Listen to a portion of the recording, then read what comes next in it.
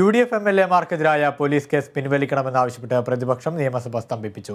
നിയമസഭാ സംഘർഷത്തിൽ വാദിപ്രതിയാകുന്ന സ്ഥിതിയെന്ന് പ്രതിപക്ഷ നേതാവ് വിമർശിച്ചു. പ്രതിപക്ഷ നേതാവ് നിരന്തരം കള്ളപ്രചാരണം നടത്തുകയാണെന്ന് കേസിൽ പ്രതികളായ ഭരണപക്ഷ MLA-മാർ ആരോപിച്ചു. ആക്രമിച്ചിട്ടുണ്ടെങ്കിൽ ദൃശ്യങ്ങൾ പുറത്തുവിടുവാനും വെല്ലുവിളി. അതേസമയം വിഷയത്തിൽ സമവായ നീക്കവുമായി സർക്കാർ, മുഖ്യമന്ത്രിയും പ്രതിപക്ഷ നേതാവും ചർച്ച നടത്തിയേക്കും.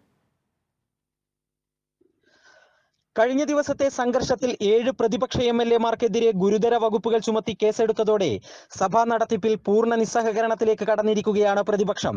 കേസുകൾ പിൻവലിക്കണമെന്നാവശ്യപ്പെട്ട് ചോദ്യോത്തരവേളയിൽ തന്നെ പ്രതിപക്ഷം നടുത്തളത്തിലിറങ്ങി. വിഷയം സഭയിൽ ഉന്നയിക്കാൻ പ്രതിപക്ഷ നേതാവ് ശ്രമിച്ചെങ്കിലും VD സതീശന്റെ മൈക്ക് ഓഫ് ചെയ്തു.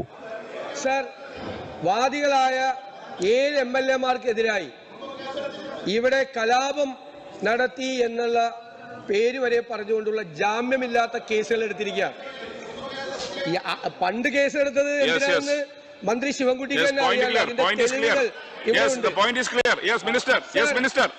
സഭാ നടപടികളുമായി പ്രതിപക്ഷം സഹകരിക്കാത്തത് നിരാശാജനകമാണെന്നായിരുന്നു സ്പീക്കറുടെ പ്രതികരണം.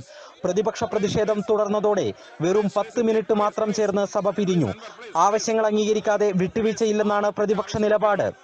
ഇത് കൊണ്ടുപോയി ഞങ്ങൾ സറണ്ടർ ചെയ്ത് ഞങ്ങൾ മിണ്ടാതിരുന്ന ഞാനടക്കമുള്ള കേരളത്തിലെ പ്രതിപക്ഷ നേതാക്കന്മാർ മുഴുവൻ വിചാരണ ചെയ്യപ്പെടും. മാധ്യമങ്ങളുടെ മുമ്പിൽ മാത്രമല്ല, ജനങ്ങളുടെ മുന്നിലും പരിണതപ്രജ്ഞരായ രാഷ്ട്രീയ നേതാക്കളുടെ മുന്നിലും ഇത്രയും വർഷമായി കിട്ടിക്കൊണ്ടിരിക്കുന്ന ഒരു അവകാശം കൊണ്ട് പണയപ്പെടുത്തിയിട്ട് മിണ്ടാതിരിക്കുന്ന പൂച്ചകളെ പോലെ പതുങ്ങിയിരിക്കുന്ന പ്രതിപക്ഷം എന്ന് ഞങ്ങൾ വിചാരണ ചെയ്യപ്പെടില്ലേ? അതേസമയം പ്രതിപക്ഷ MLA-മാരെ ആക്രമിച്ചിട്ടുണ്ടെങ്കിൽ പ്രതിപക്ഷം ദൃശ്യങ്ങൾ പുറത്തുവിടണമെന്ന് കേസിൽ പ്രതികളായ ഭരണപക്ഷ MLA-മാരായ H. സലാമും സച്ചിൻ ദേവും ആവശ്യപ്പെട്ടു.